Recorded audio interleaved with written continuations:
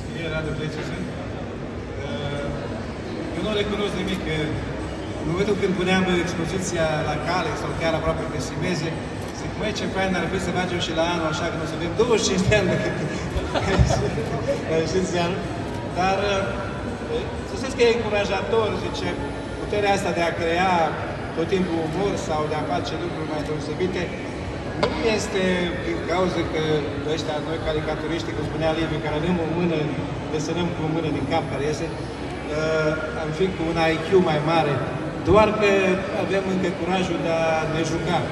Suntem tot în lumea asta, copilărie, și chiar dacă ne jucăm o dată cu focul, e bine și vreau să mulțumesc celor care au fost alături de noi și de atunci.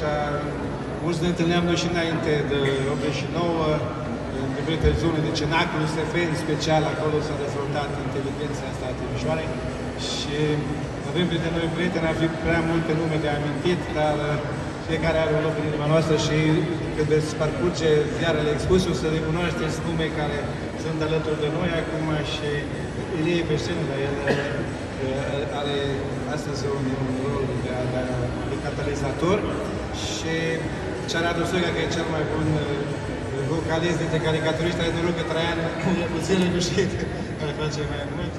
Și eu am glicemia mare, de-aia vorbesc așa bine și mult.